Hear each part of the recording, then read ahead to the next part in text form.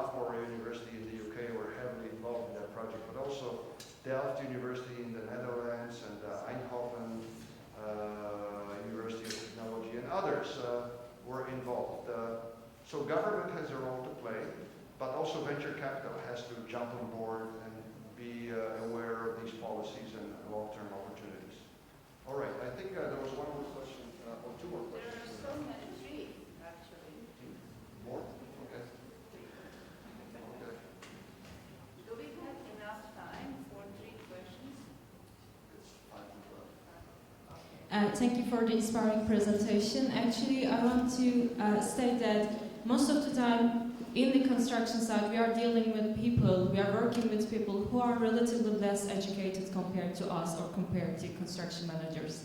And it is really good to see that we are directing we are in the direction of caring about those people, even on top of we are caring about the technology as well. But when in each time we implement a new measure or a new technology for their safety or for their well-being, whatever it is, they come to it with resistance that you want me to lose my job. So how could we involve them more in this human-centric approach in industry or construction 5.0?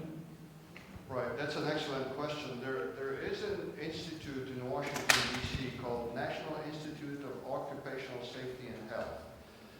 And they conducted this study a couple of years ago, I think it was 6 or 7 years ago now, that took stock of educational levels of construction workers. And as I mentioned earlier, many of these workers in the United States come from Central and South American countries where the lingua franca is Spanish, not English. And the study has found that actually more than half of these workers are illiterate in Spanish. They cannot read instructions in Spanish, let alone English, understanding English. So the challenge is how to communicate safety instructions to people like that cannot read and write in their own native language. So a lot of pictorials, a lot of drawings and pictures that would show the ideas and concepts in a graphic format. But also it's the literacy strategy that has to be adopted. Workers who cannot read and write are not very likely to advance very far in the construction industry, although there are some exceptions. Maybe during coffee break I can tell you a funny story about the construction executive that I dealt with in the US, but that's another story. But it's a challenge really to ensure that the educational attainment of construction workers is at least at the level that would allow them to take advantage of these advanced technologies.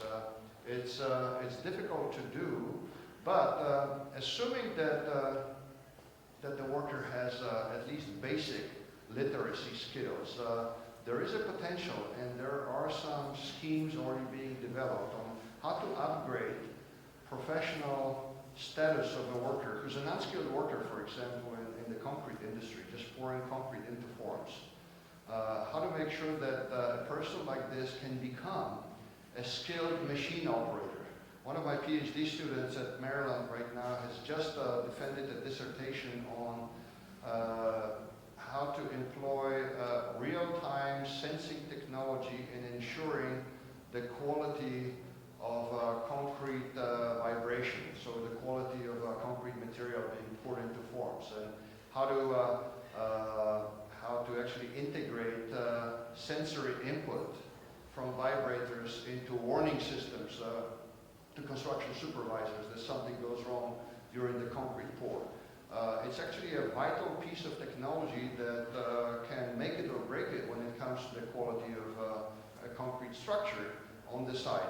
One of the challenges is that many of these workers who are operating these sensor-based systems are unskilled workers, and they need a lot of training, and they need to develop at least a basic understanding of what these technologies are trying to achieve.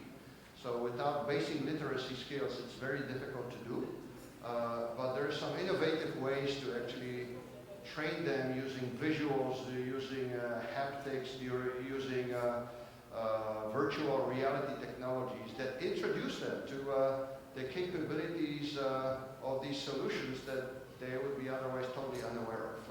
And there are ways to actually impart that knowledge using hands-on experience, using sensory experience, rather than making them read a set of instructions and technical manuals, which is impossible because of their literacy levels.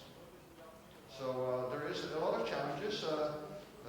Maybe an idea for a research project between a professional educator and researchers in ICT technologies for construction applications. I think it will be a viable project to pursue. Yes. Thank you so much for the presentation. I wonder your opinion about minimum waste, zero waste. Do you believe is it possible to project to achieve zero waste because there is complex process and too many people are involved in this process? Or do you have an example for a project that achieved minimum waste and with what kind of management they achieved that? Wow, this is a loaded question, but I think the answer is that in theory it's possible. As I mentioned earlier, 3D printing technology promises zero waste, but it hasn't gotten to that point because of faulty materials being installed, because of human factors, because of human errors.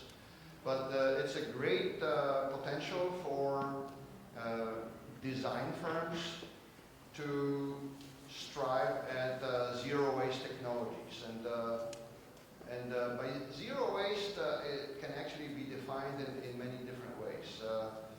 So, for example, if you are generating some waste, but that waste is fully recyclable, by some definitions of zero waste, that waste, because of its recyclable, is not a waste in a real sense. It's not going to end up in a municipal waste site.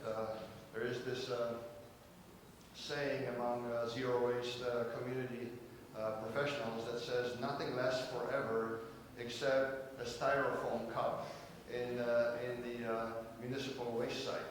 Actually, the styrofoam degradation age is about 300 years. It has to stay there. Most styrofoam types to fully degrade to the point that it doesn't exist anymore. But if you're using biodegradable materials and you are generating biodegradable waste, that's an entire different definition of what is zero waste and what isn't.